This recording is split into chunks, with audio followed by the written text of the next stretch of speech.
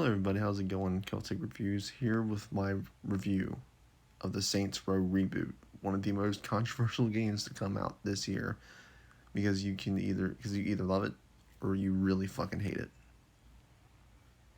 So, what I want to say in this review is strictly my opinion and my opinion alone. I want to beat this game last night. I've sunk in a little bit over 30 hours of gameplay into this game, beat the main mission, beat the main missions and done some of the side content. And I want to stress that again, this is my opinion, because with this game I have to stress this over and over again that this is strictly my opinion for the new Saints Row, and I'm keeping this as unbiased as possible. So let's go over the good and the bad of Saints Row. Let's talk about gameplay. To me, the combat is very similar to what we experienced in previous Saints Rows. The combat feels strikingly similar, like a nice little mix of Saints Row 2 and 3. So you have that over-the-top goofiness about it, but it does have that satisfying feeling of Saints Row 2. So here's the thing goes with the driving, is that the driving is a little bit more refined in this game. This is probably the best it's ever felt to drive in a Saints Row game, I will say that. And the car diversity is actually really good in this game. The one thing I was really hyped about was the customization of Saints Row, customization of your character, cars, your Saints HQ, and I'm happy to say that this is probably the most extensive it's been in a Saints Row game. There are tons of clothing to buy, tons of tattoos, there's a ton of body stuff you can get for your character. Well, a lot of body customizations, a lot of car customizations. You can truly make your car unique to somebody else's. It's really well done. This is the best customization has been for Saints Row. Another thing for gameplay, the side ventures are actually really cool.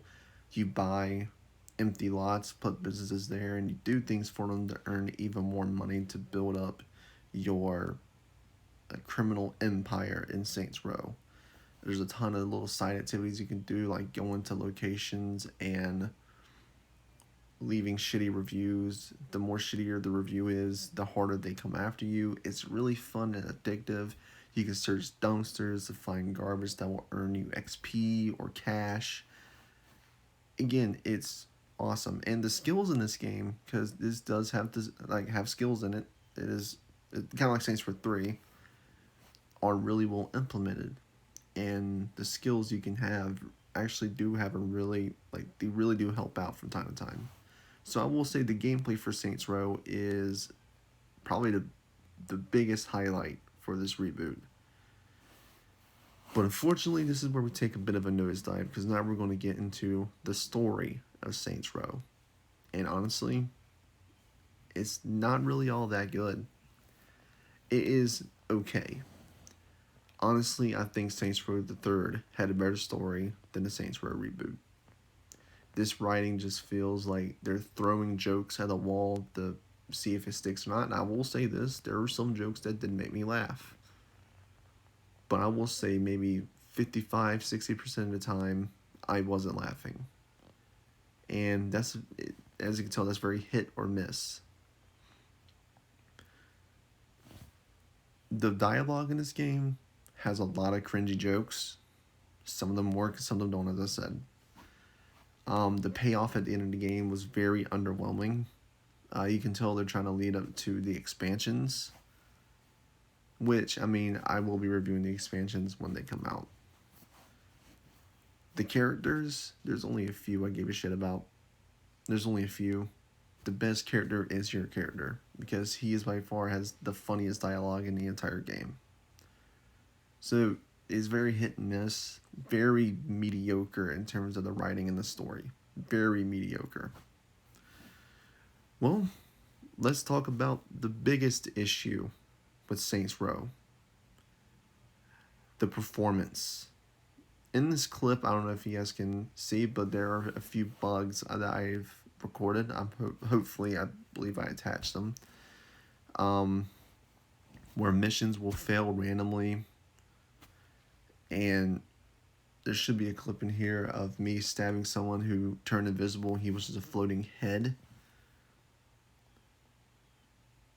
But this game is extremely buggy and has very bad performance, and that is the biggest negative to me at Saints Row, is the bugs and the performance issues.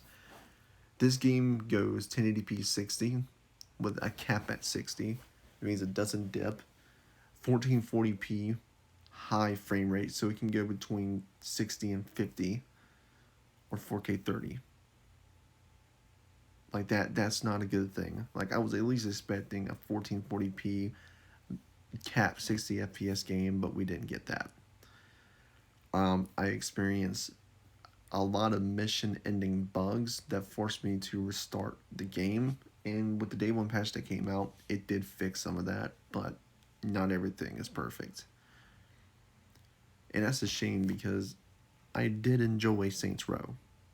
It is a fun game, and that's what video games are meant to be, fun. And it is extremely fun, but it is extremely buggy. So I'm going to go ahead and give my final rating for Saints Row. I'm going to give this game a 6 out of 10. It is a fun game that is brought down by a bunch of technical issues and a mediocre story with bland characters. The gameplay is fun. If you're just looking for a fun game to play, the gameplay is fun. But everything else around it is not there.